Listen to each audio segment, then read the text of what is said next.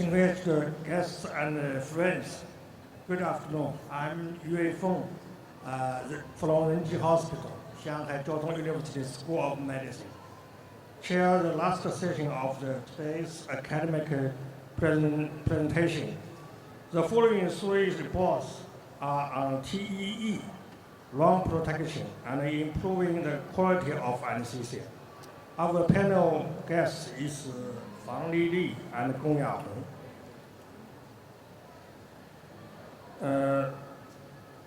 We will start with three speakers, then discuss it together. Finally, we will have the comments of the panel guests. I'd like to introduce our first speaker, Professor Doi Ri.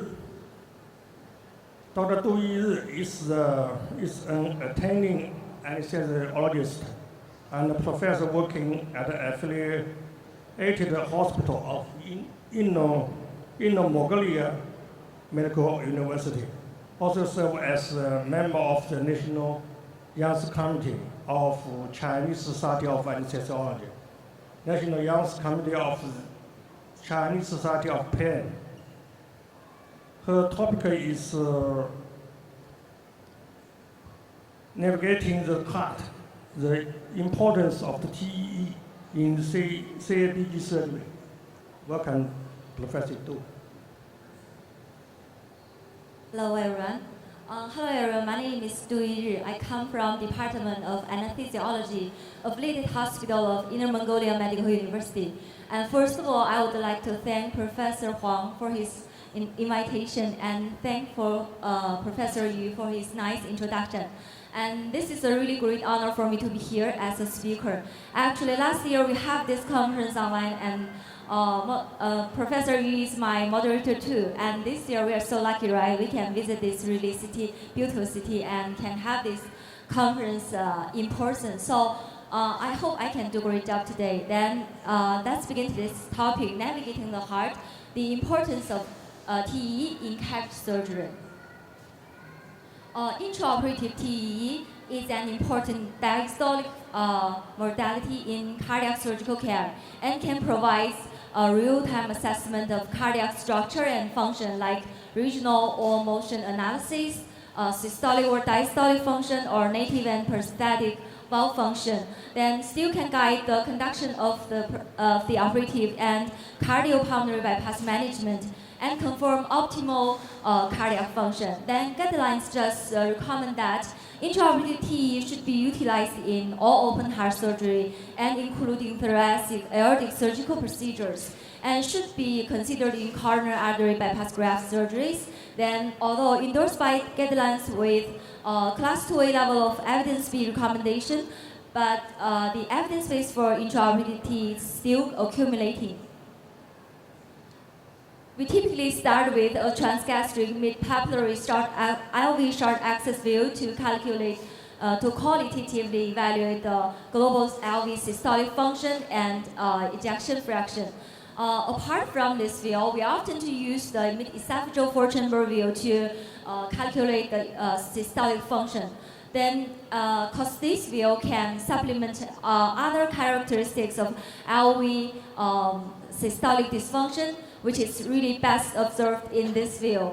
Then, including like LV dilation or LV hypertrophy, we can all observe in those views. Then global LV diastolic function is assessed using a quantitative grading system, just like this picture shows. Grade 0 just showed the normal diastolic function, grade 1 showed impaired relaxation, grade 2 showed the pseudo-normal, and grade 3 showed restrictive feeling. Then the pre-bypass evaluation of diastolic function is the most important reason for the prognosis and outcome.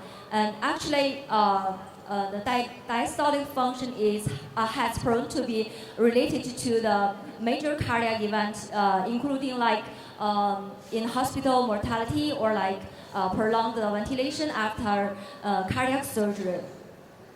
Then this is using LV outflow tract or aortic valve area combined with Doppler base methods. Then panel A just showed the apical 5-chamber view, which is the arrow indicates the position of the sample volume in the LVOT. The panel B just shows by tracing the Doppler profile, we can take the VTI score.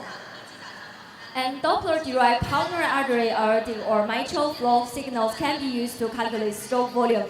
Then we can use the stroke volume and heart rate to take cardiac output. Then LV is also assessed by regional motion abnormalities, then characterized as like hypokinesis, akinesis, or dyskinesis, then which is indicate myocardial ischemia. Then RWMS indicates specific territories of myocardium perfused by each of the major coronary arteries supplying the LV.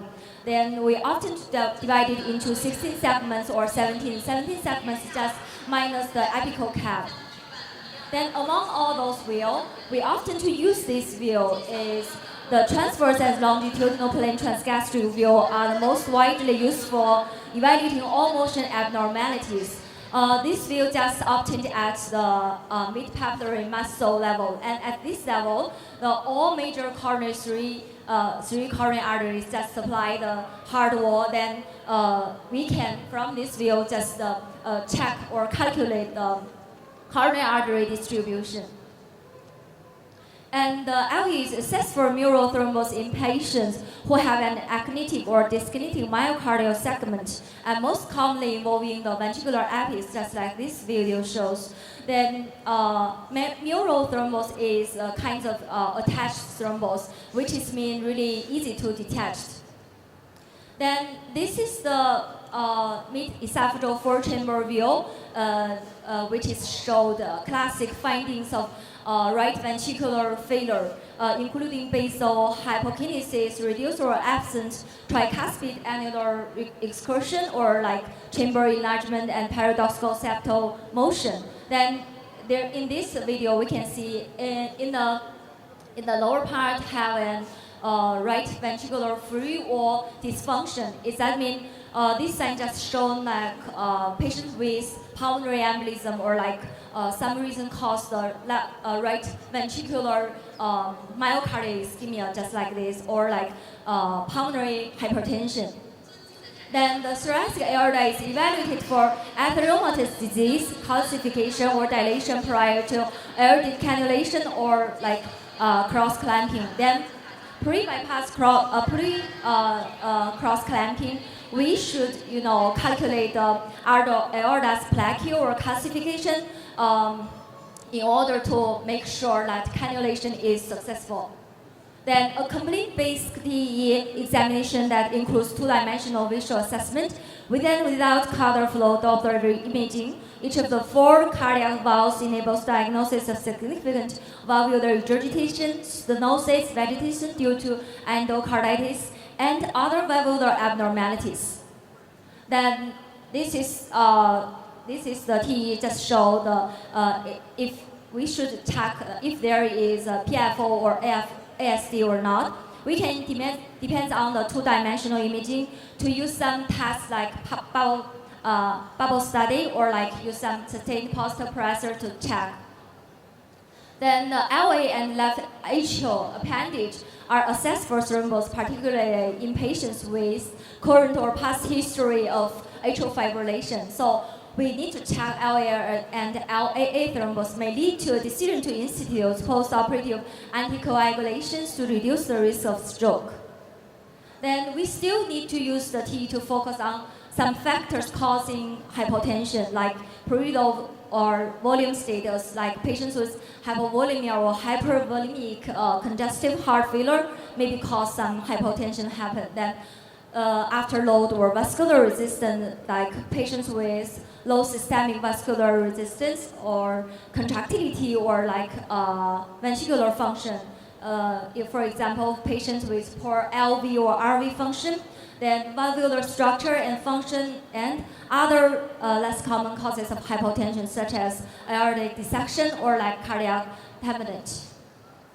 Then post-operative period, we still need to use the TE to check following parts, like the surgical repair is adequate or not, like global left ventricular function is good or bad, we should use some medicine or fluid therapy. Then LV or RV's chamber sizes to view the volume status to lead our fluid therapy. Then we still need to focus on LV regional or motion abnormalities to document the adequacy of revascularization, myocardium produced by each of the major coronary arteries.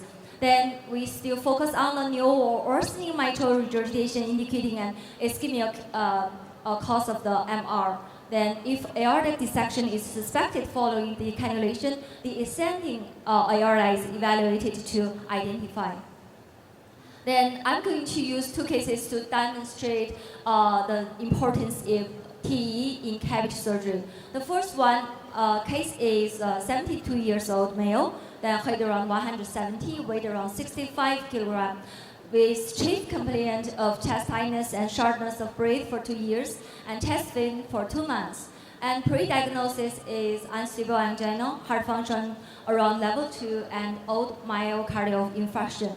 And the patient's disease history around the years of hypotension with good blood pressure control. And surgical wanted to do the off-pump coronary artery bypass grafting surgery.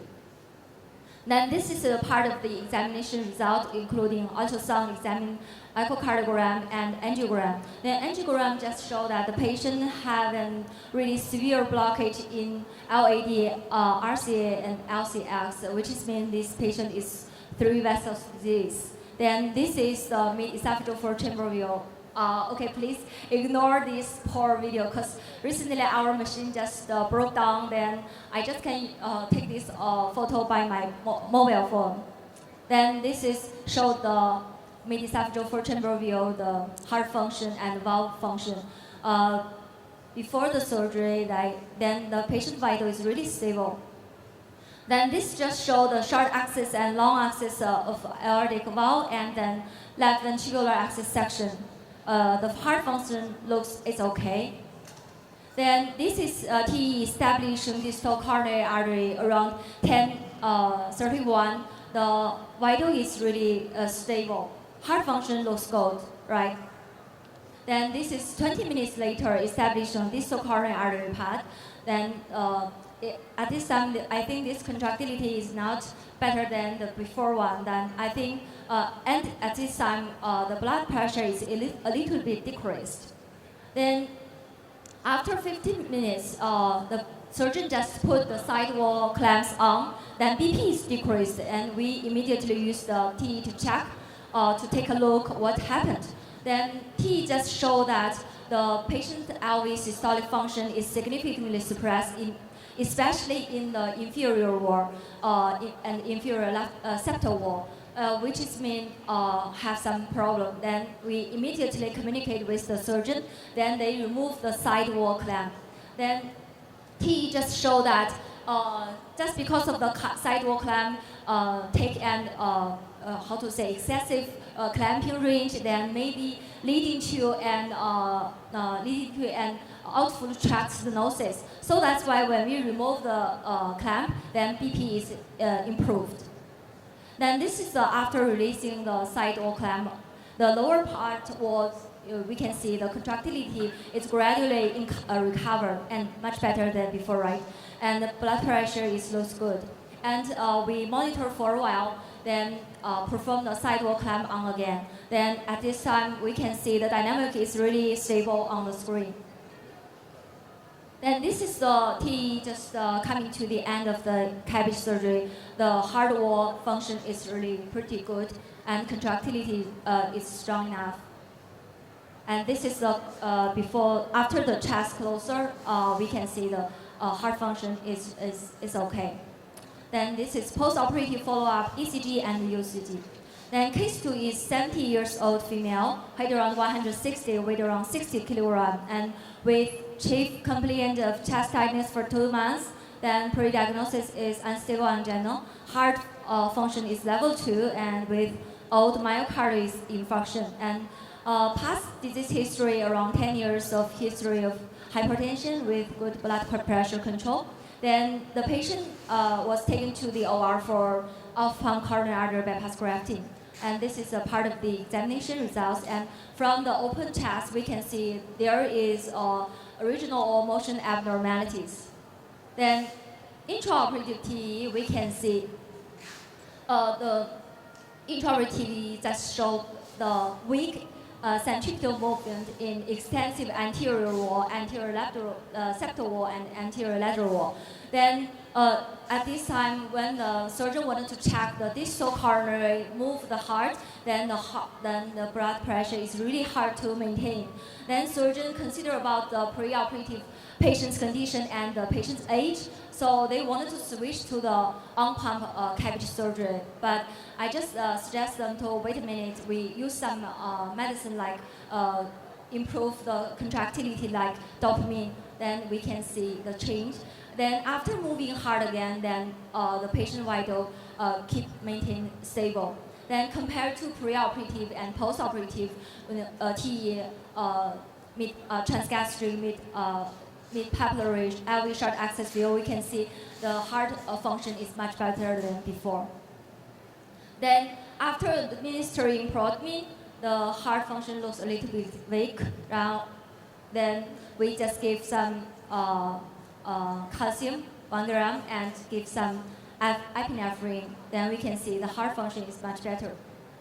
So I think perioperative TE can provide a comprehensive assessment of the functional and structural for CABG surgery, and especially for patients undergoing OPCABG surgery. So I think anesthesiologists can use this skill to hold the patient safety and improving the patient safety and go through the perioperative period really smoothly.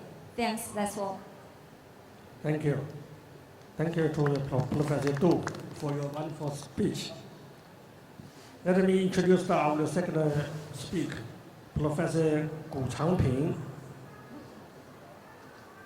Chief Physician, Associate Professor, Deputy Director, Department of Anesthesia and Perioperative Medicine, Shandong Province Hospital, affiliated to Shandong First Medical University.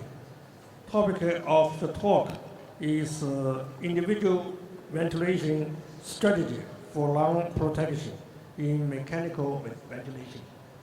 Please, Professor Gu. Thank you for Professor Yu's introduction, and thank you for this opportunity given by Dr. Huang and Dr. Liang. Thank you so much. Today I will talk about the individual ventilation strategy for lung protection in mechanical ventilation. And this is an anesthesiology platform of Shandong First Medical University, including the teaching part, research, and the medicine part. And our research interest is focused on the organ protection, especially the lung protection. And as we all know, with the rapid increase of the surgeries worldwide, some risk factors including aging, respiratory failure, ARDS, and premature birth, especially the surgical shocks and the lack of the advanced equipment in primary hospitals. These risk factors all lead to the VILI, ventilator-induced lung injury, which is the most important part of the post-operative pulmonary complications. And the research of the lung protection actually goes through 4 parts, and the biological injury and the volume injury, atelectasis and mechanical injury, and the incidence of ventilator-induced lung injury and the post-operative pulmonary complications is high in 15 to 65%, and the 30 days mortality rate in patients with post-operative lung injury is high than 1 to 8%.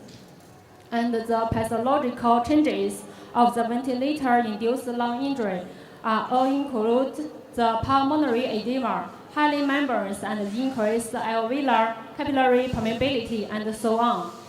So, from the microscopic explanation of the ventilator-induced lung injury, the alveoli of normal lung tissue dilated evenly, and the dark red part is the alveolar filling, and the green part alveolar is collapsed. And the dark right part and the green part all contribute to the early lung injury. And with the mechanical ventilation, then it leads to the excessive expansion and instability of the alveolar, and especially the adjacent zone of the alveolar, and finally developed to the VILI. But from the microscopic view, the pearl-get-pearl hypothesis are more accepted by the researchers. First, they think the alveolar permeability increase in the endothelial cells and the alveolar, and the alveolar evolution fluid inhibits the surface function. Stress concentrators like the green arrow directs and the developed on the adjacent alveoli. The alveoli in this region are unstable, and then the interactions between the alveolars can reduce the lung compliance and finally lead to the ventilator-induced lung injury. Previous studies are focused on the how to improve the lungs pathological changes and the clinical outcomes. This chart shows that the contributions over time to the knowledge of how to apply protective ventilation, including the baby lung conception, open lung conception, and low tidal volume conception. And until now, the low tidal volume conception are all used in the clinical patients. But we can see that from 2026, mechanical power is the main direction of the following research.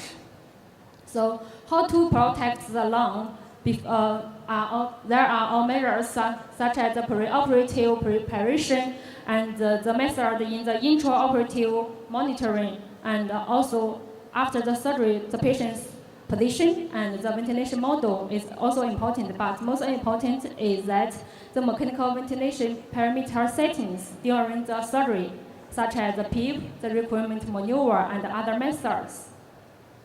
So let's see the details. For the patient's factors, we should first familiar with the patient's lung function before the surgery, and also the other organs function of the patients, and as well as the patient's conditions before the surgery.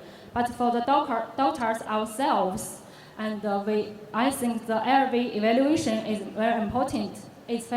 And also the anesthesia management and the ventilation parameter settings is important for us too. And the parameters details such as the tidal volume. We usually use the tidal volume less than 6 to 8 milliliter every kilometers. But for patients with lung injury, the tidal volume can set as less than 10 milliliter kilometer. And to avoid the elevator collapse and atelectasis induced by the low tidal volume, we usually combine the low tidal volume as well as the PEEP on the patient.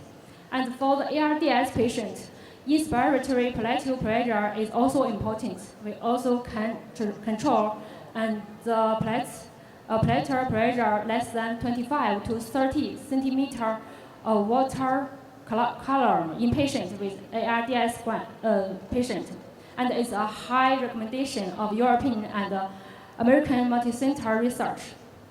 And the drive pressure, we all know that this drive pressure are easily affected by the lung elastic resistance and the chest wall elastic resistance. So for the patients with restricted chest wall stiffness, we should pay more attention for the patient's drive pressure.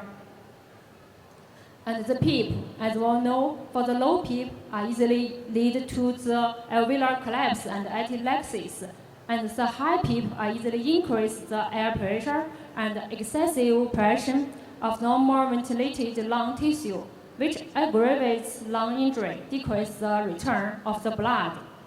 Also, if we have the esophageal pressure detector, and we can get the esophageal pressure, which is equal to the pleural pressure. And then from this formula, we can get the transpulmonary pressure. if the end expiratory airway pressure less than esophageal pressure, and at the same time the transpulmonary pressure is less than 0, so the PEEP is not enough. Otherwise, the PEEP is better. How to determine the best PEEP? There are so many methods, such as the optimum oxygenation, such as we can set PEEP as between 2 and 5 centimeters of water column, and the inhalation of oxygen less than 0.6. Also, the optimum compliance methods, so such as if we decrease the PEEP and the lungs compliance decreased, then maybe it's a better compliance. And the PV curve method, as well as the judgment for requirement maneuver, is also an important method. And our clinical experience, such as when we use the volume control ventilation, if we increase the PEEP and the air pressure decrease, and this pressure is this PEEP is a better PEEP.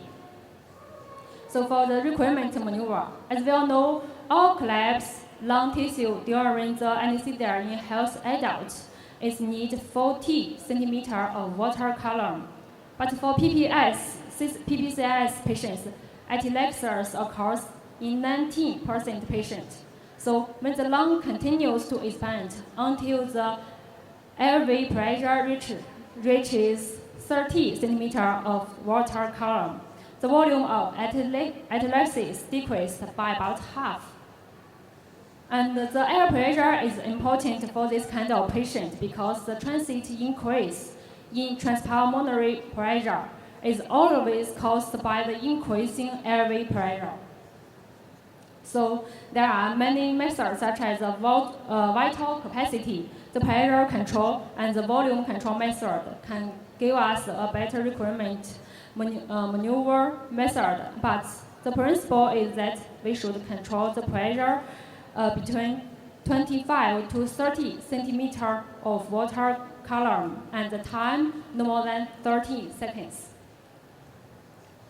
And for the inhalation of the oxygen concentration, it will better be controlled less than 0.4 and maintain the normal blood oxygen level.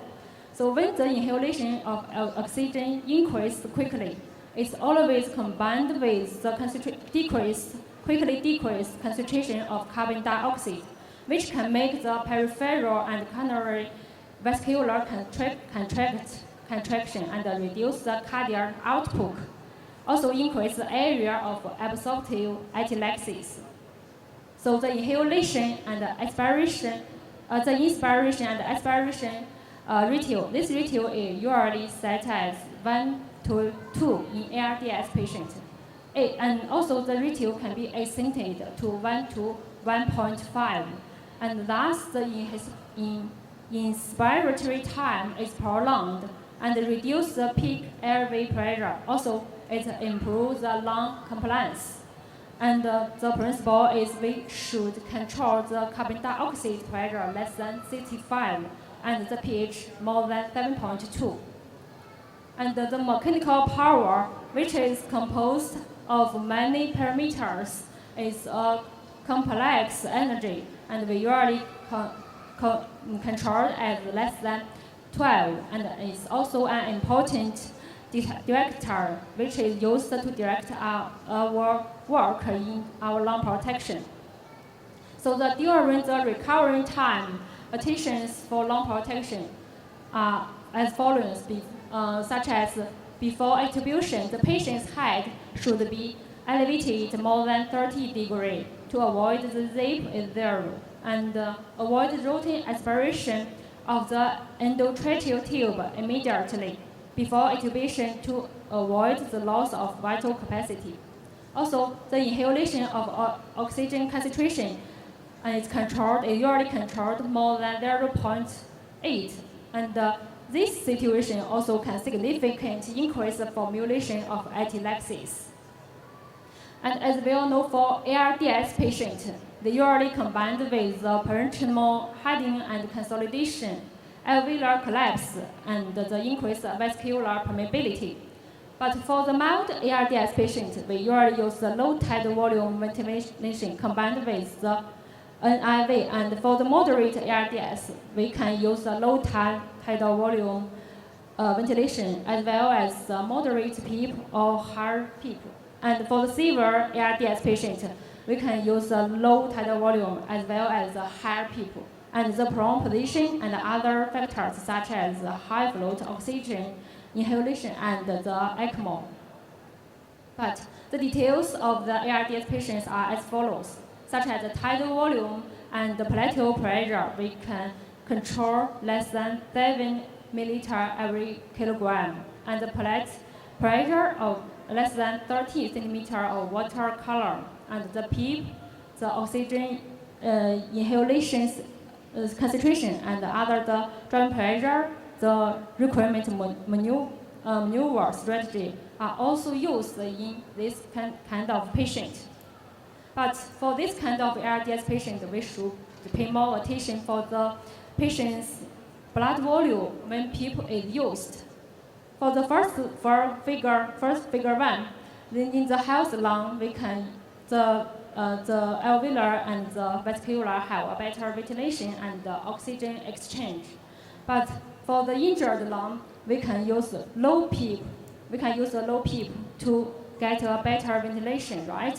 But for the injured lung, sometimes we can elevate the PEEP and use high PEEP to keep the patient's oxygen and oxygen saturation. But sometimes when we use the high PEEP and the patients have at the same time the patients have a low volume, and then the pulmonary vascular will be contracted, and then to make sure the right ventricle have enough blood volume to keep the hemodynamic. But this time, and we can see the pulmonary vascular is a contraction status, and maybe they have not enough oxygen exchange in this. So for this patient, especially with the low blood volume, the PEEP settings is important. And for high abdominal pressure operation, as we all know, normal pneumoperitoneal is 5 to 7 milliliter of mercury, and the pneumoperitoneal surgeries during laparoscopic surgeries is 8 to 12 centimeter of water column. So when the patient with a high intra-abdominal pressure, we must pay more attention to the heart function. And when we use the higher intra-abdominal pressure, and we use the low PEEP to reduce the atelectasis. But sometimes higher PEEP have a better effect on reducing the atelectasis during the laparoscopic surgery. But we can see the cardiac function is limited, right? So we can pay more attention for this kind of patient, especially patients with some cardiac dysfunction. And for the obese patients, the lung requirement pressure is usually controlled between 40 to 45 centimeter of water column. And this is details of the obese patients, how to protect the obese patients' lung. I is the intubation, and S is set the ventilation parameters. Tight is titrate the ventilation parameters, and at the same time we should assess the effect and also rescue strategies we have. And for the neurosurgical procedures, and when we do the neurosurgical patients, and they usually divided the patients according to the ICP. When the ICP was better evaluated before the surgery, and if the patients have no ARDS, then the parameters setting is simple. But when the patient's ICP was determined, and at the same time the patients have ARDS, then we have a lot of parameters to protect the lung during the surgery. This is the surgeries for patients with different body weight, age, and position in our hospital. And also, we do some clinical research on different patients, especially with the obese patients, the head-down position patients, ARDS patients, and elder 1.4 patients years old, and also the different prone position patients.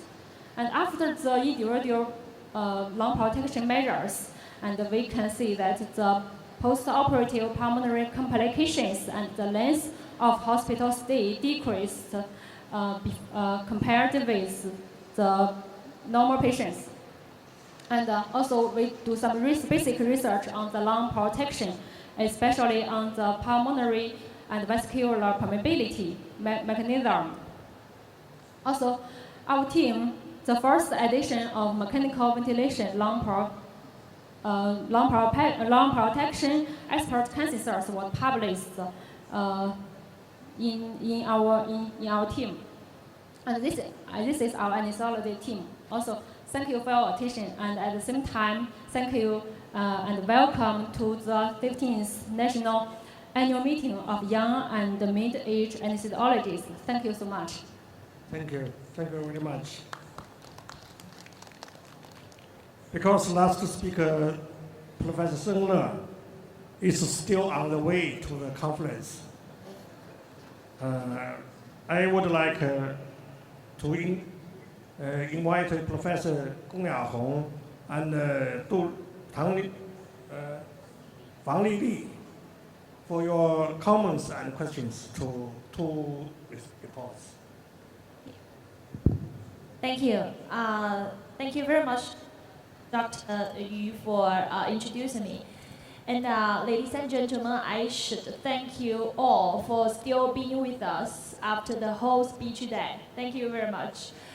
And I should thank the three speakers from this session for their excellent speeches. And I think I've really gained a lot from the two speakers. May I? Okay. I think Professor Du have important value of TE in cardiac surgery. But actually, as we all know that TE has played an increasingly important role in both cardiac and non-cardiac surgeries. As I've encountered in my clinical practice, it can, in some emergency cases or in cases, it can guide us to make correct diagnosis and to make correct or suitable treatment plans. So I think TE is very, very important, and it will become more important maybe in our future daily practice. But here I have a question for you. What about the safety issues? I think it's it's actually minimally invasive, but actually it's invasive. So do you have any suggestions for us, especially during cardiac surgery when anticoagulation has been started? So do you have any reminders or suggestions for especially our young anesthesiologists? Thank you. Okay, thanks for your question. Then I think TEs have their own complication, but I think we should just avoid to use some patients with the contraindication like esophageal bleeding or esophageal tumor or esophageal perforation. I think another most important thing is when we use the TE probe, put it into the esophageal, then we should really gently, don't push so hard and broke the esophageal or stomach otherwise. Then I think this is really important, skill to the anesthesiologist to improving our patient safety and really have a lot of benefits to the patients. So in my opinion, I think every anesthesiologist should hold these skills, and it is really helpful to every anesthesiologist. Thank you.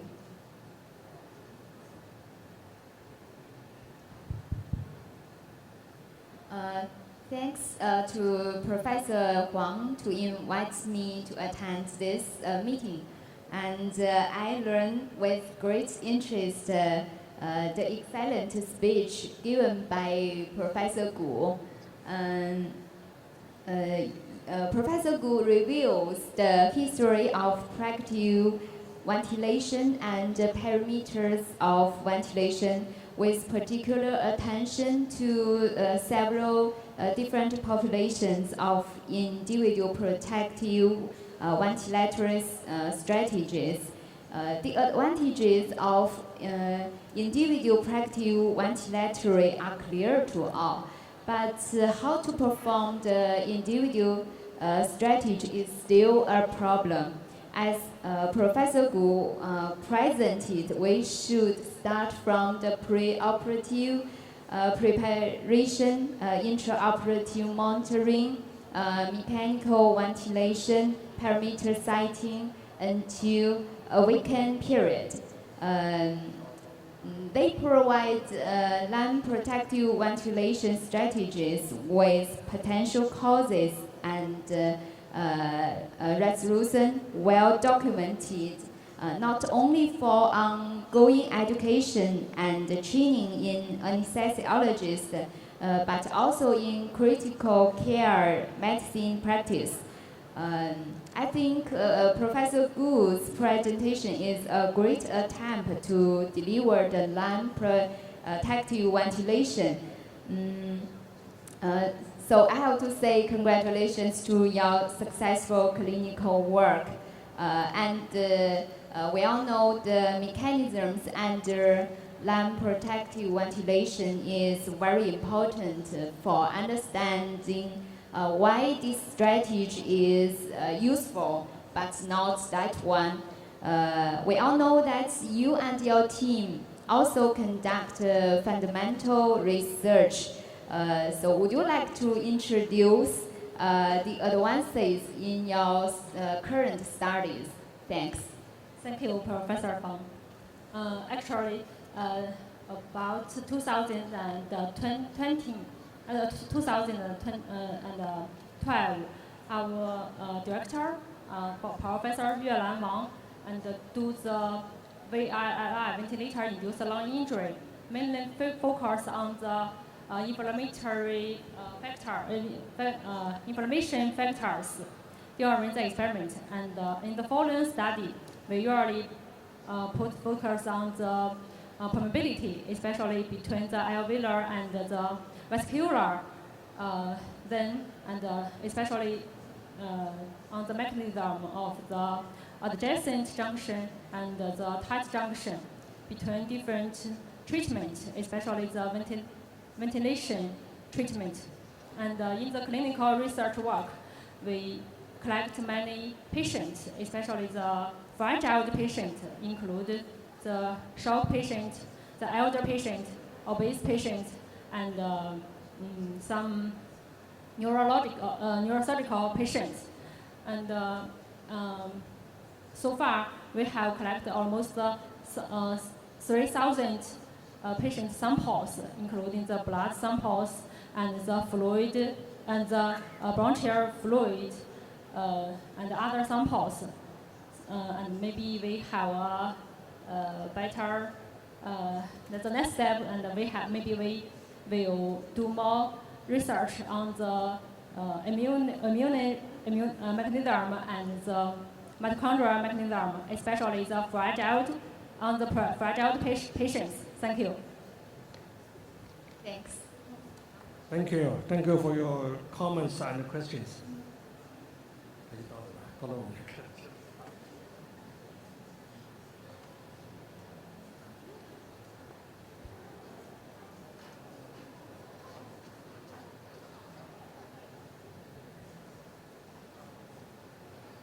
I'd like to introduce our last speaker, Professor Seng Le.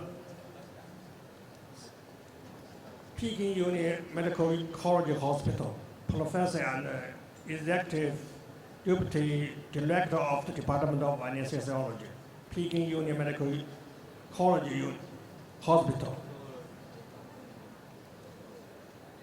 Thank you. Please, Professor Sung Lam. Okay. Thank you, Professor Yu, for your introduction. I'm so lucky. I've just landed from Beijing at Zhuhai, and now I'm standing on the stage of Macau. So I think I'm so lucky.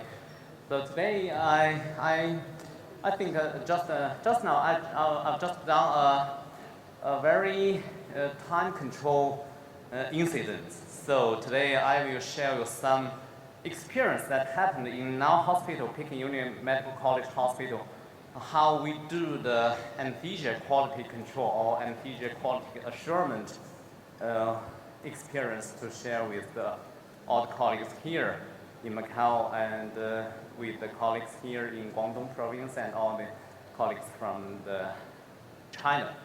So today, my topic is about the anesthesia quality improvement based on the patient safety incidents database.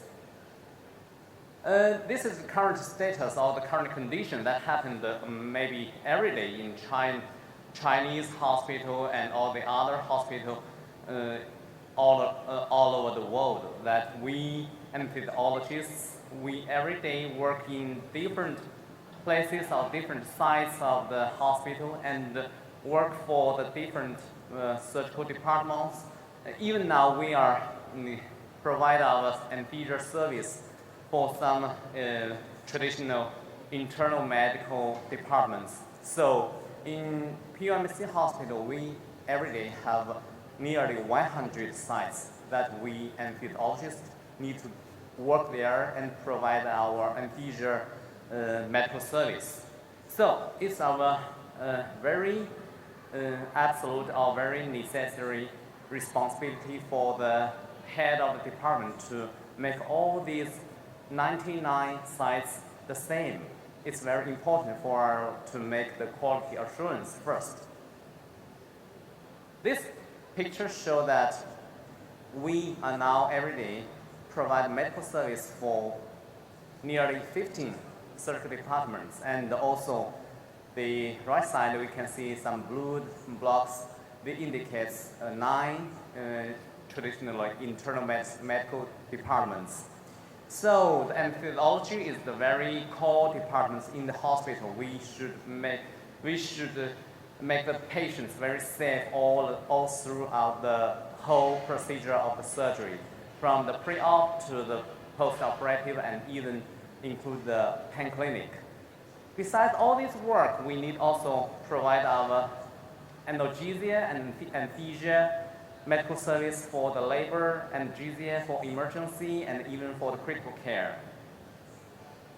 During the past 13 years in our hospital, you can see the right columns, the blue columns.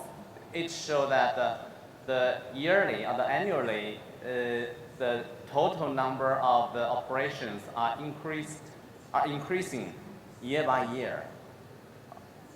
Together with the increasing of the annual operation numbers, we can see from the right columns, the red columns show also the increase, the mild increase of the patient safety incidents.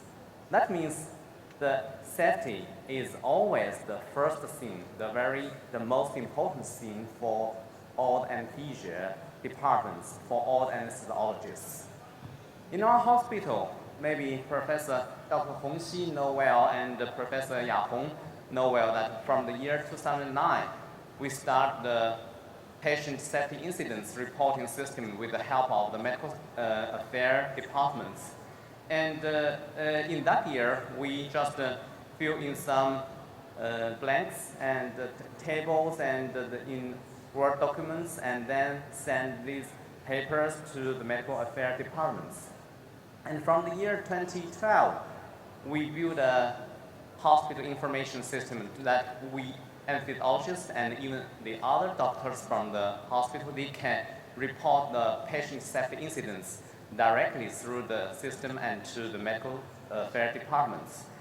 And in the year 2015, we give a menu including 12 items.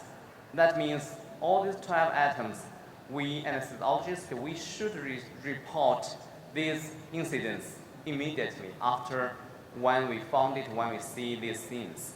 In the year 2020, we increased the number from 12 to 15, and in the year 2021, the items were increased to 16 items.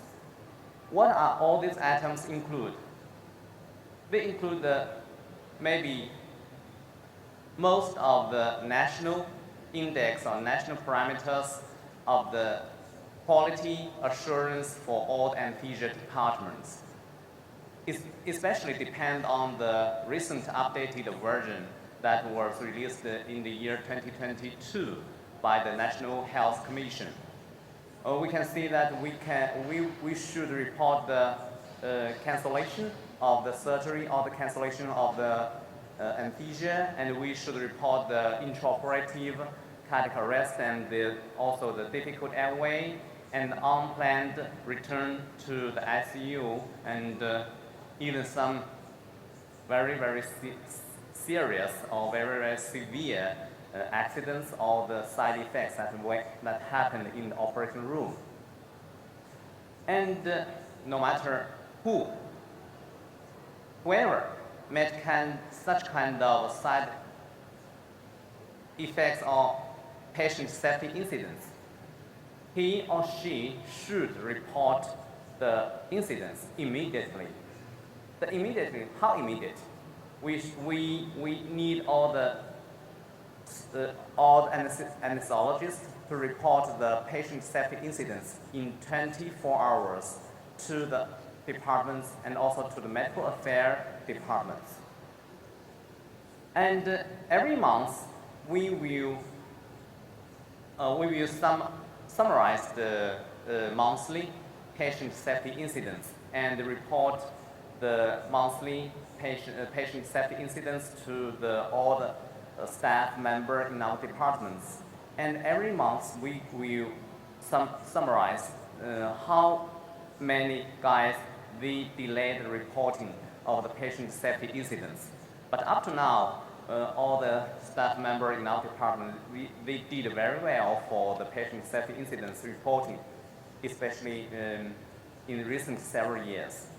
So I think with the help of all these standards, we can make our anesthesia safety, efficacy, and standard also smoothly.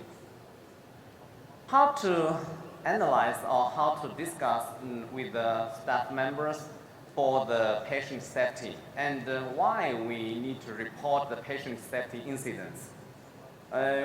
In our department, all the staff members, they know well that when we report a patient safety incidents, we need to improve the corresponding medical protocols upon the patient safety incidents PDCA discussion. And we also need to focus mainly on the patient safety, especially focus on the patient who are the victims of the patient safety incidents.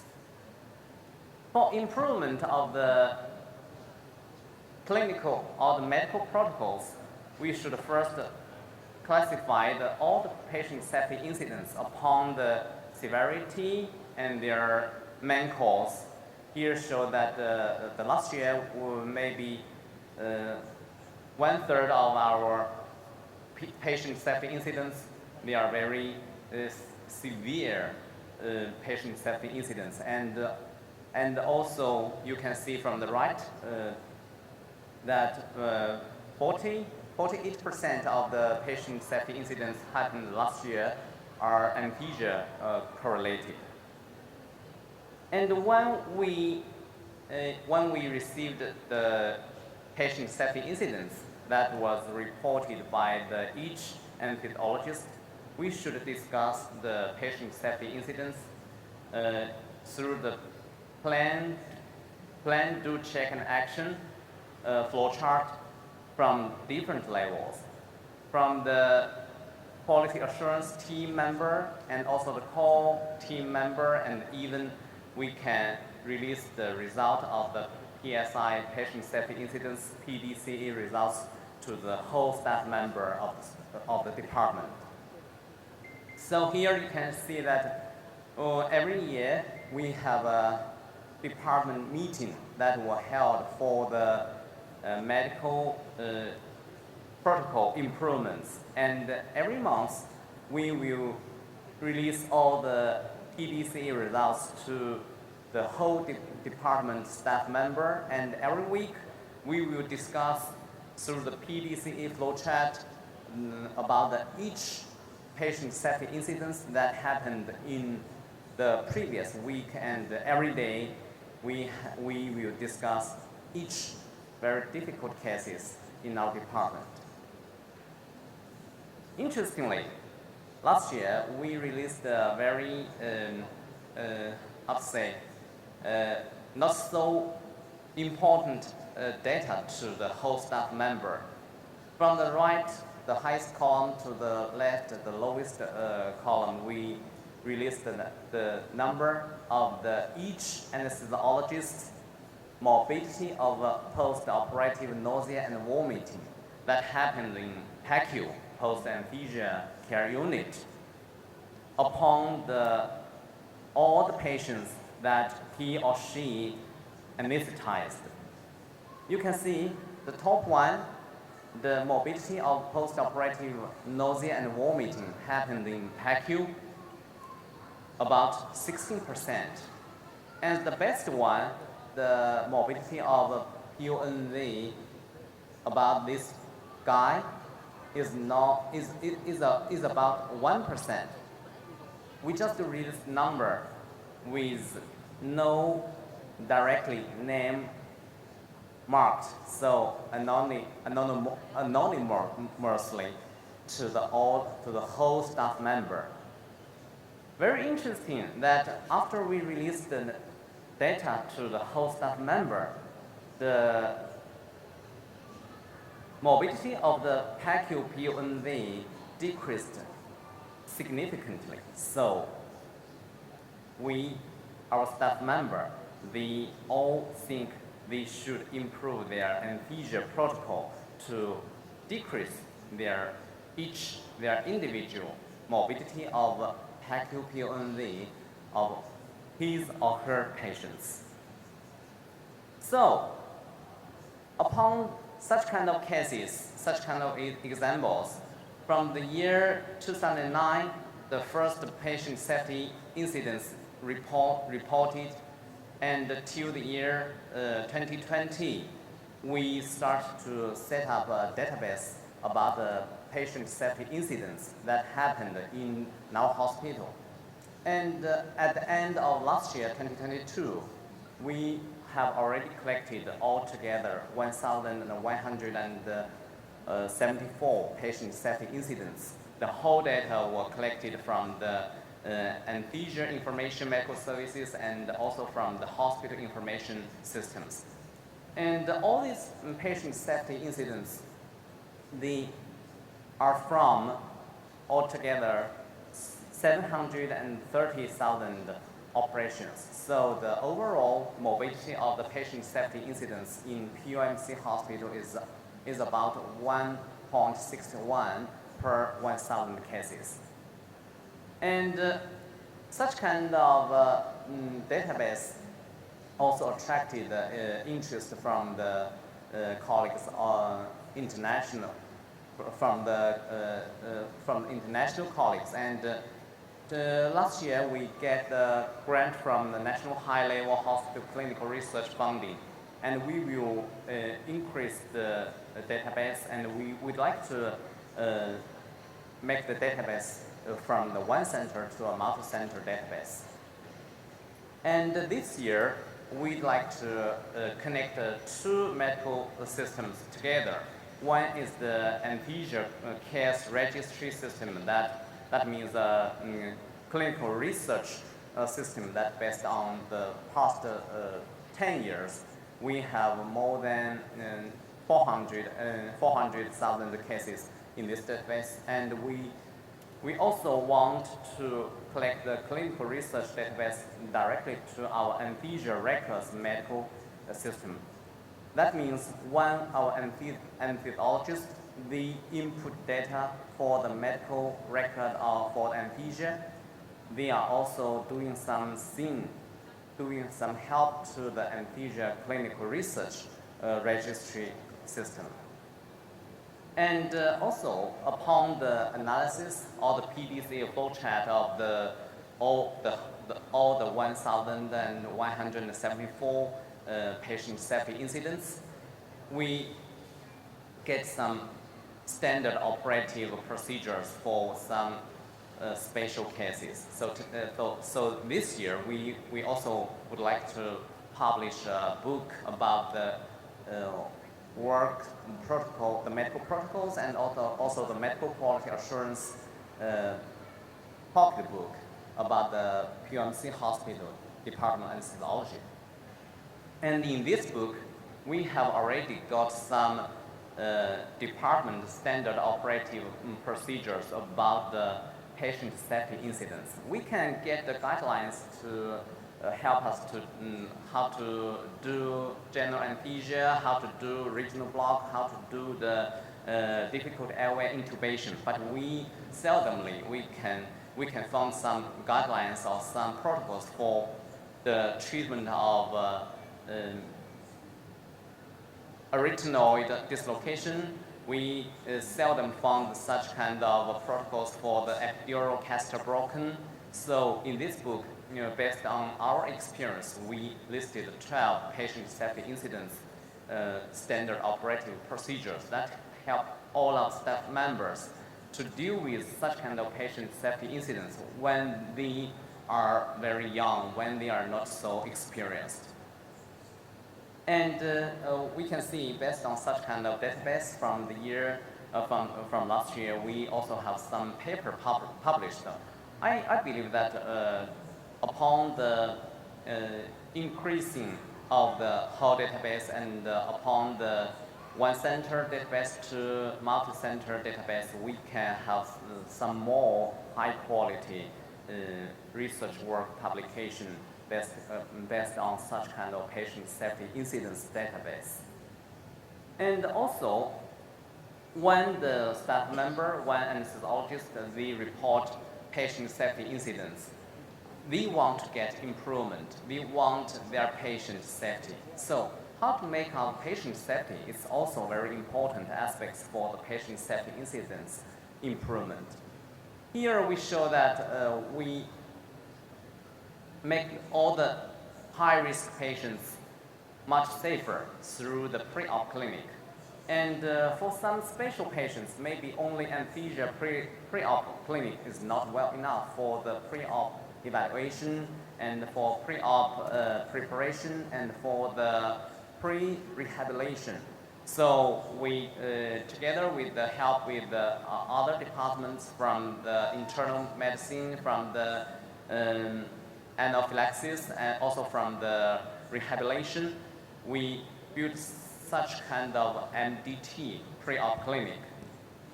And also for some high-risk patients, they are necessary to receive the surgery, but they are so high-risk patients. So we need to make full preparation, not only based on the 1 and 2 anesthesiologists that were arranged for his anesthesia. We need the help, we need the ideas from the whole staff member of the department. So here we built some working WeChat group to discuss such kind of difficult cases and to also to monitor the follow-up of the patient safety incidents victims. It's very important to follow up the patient safety incidents victims because all these victims, all these patients who got patient safety incidents, they also need immediate management of the follow-up work. And it's also very important to increase the whole staff members' consciousness or the whole staff members' focus on medical quality assurance. So from the year 2020, we built up such kind of medical quality assurance CME course for the whole staff member. We have 19 lectures covered almost all the aspects of the medical quality assurance, especially during the perioperative period.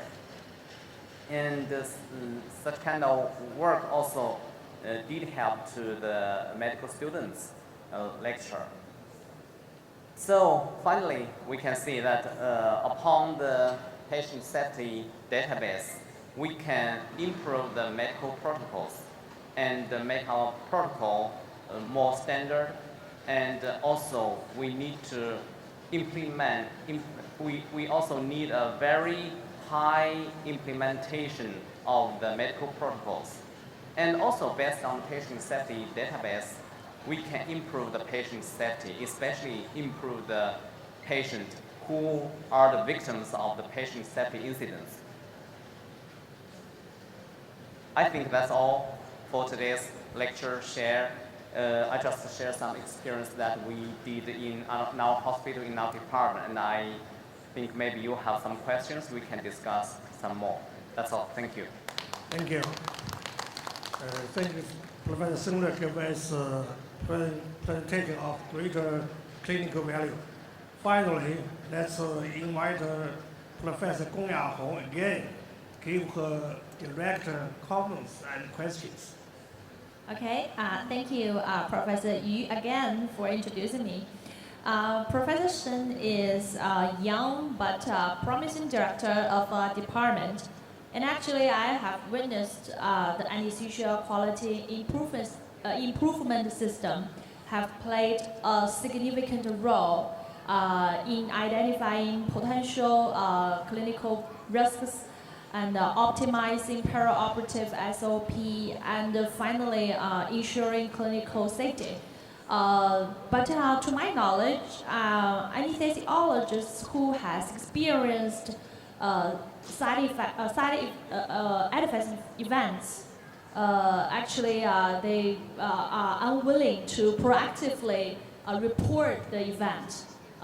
Of course, during all kinds of reasons, but you know, as I was out there, I was commonly asked, what kind of measures can be taken to encourage the anesthesiologists to report that kind of adverse events? Because this is the first important premise of the whole anesthesia quality improvement system.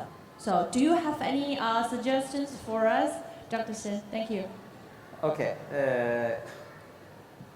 It's a very good question, also a very difficult question, also a very challenging question for the patient safety incidents reporting system. You just like what you said, that the first step of patient safety, of the quality assurance during perioperative period is the patient safety incidents reporting. If we have no report from the whole staff member, we have no database, we have no cases to discuss, we cannot improve our standard protocols, we cannot improve the medical protocols. We may neglect or ignore the patient safety incidents, even can decrease the medical quality or even make our patients very dangerous status. So the first step is to encourage our staff member to report the patient safety incidents. But to answer this question, we should know that why a staff member, why an anesthesiologist report the patient safety incidents. What do they want to get from the department? What do they want to get from the discussion? I think they do not want to get money. That means get award. So maybe in some department they use some money, use some award to encourage their staff member to report the patient safety incidents. I think that's not the very, very basic aim or purpose of the reporting individuals. Neither did they want to get the punishment. No one wanted to be punished. So no money, no punishment. What do they want? They want the feedback. They want the feedback of the results of the patient safety incidents discussion.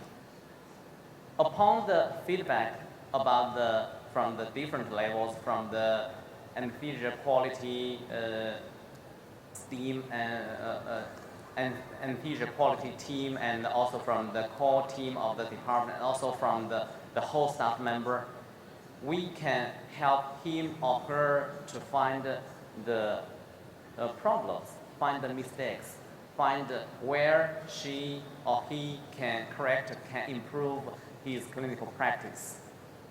And in another aspect, he or she, when he or she reported patient safety incidents, they want to get help from the whole staff, from the whole department. The help, we need to help him or her to get released, get relaxed. Everyone, when we got a patient, the patients who happened intraoperative cardiac arrest, the patients got cardiac arrest. Actually, our staff member, they also got very high-level catecholamine released, and they are also endure high-level pressure. So first, we need to help him or her to relax. And he or she also need help from the whole staff member to help him or her to follow up the patients who are the victims of the patient safety incidents. And maybe he or she is a very young guy, just promoted to attending doctor no more than 1 month. He or she met patients who got dental problems. We are also from such kind of young age to now. We also from the inexperienced staff member attending doctor to now maybe some experienced attending doctors. So at that time, he or she need help from the whole staff, from the department. I think the feedback about the results of the patient safety incidents discussion, and also the help from the whole department, from the whole staff member, to help him or her to overcome the patient safety incidents. The both aspects can encourage our each member, our each individuals to report the patient safety incidents. I don't know whether the answer is okay. Okay, thank you. I got that. I think you have given me a very promising answer to that question. That means in this adverse event reporting system, we should work together. The individual anesthesiologist and the whole department, we should work together to upgrade our practice without criticize, but with support, right? Thank you. Thank you. Definitely. Thank you for your question and answers. Thank you. Thank you, Professor Yu. Thank you, Professor Gong and Professor Fang. Thank you all. Thank you. At the end of today's reports, thank you again to all of our speakers, moderators, and critics. I would also like to thank the organizing committee and Professor Wang Yiguang and Professor Liang Hui. Okay, I declare today's meeting successfully concluded. I look forward to meeting you next time. Thank you.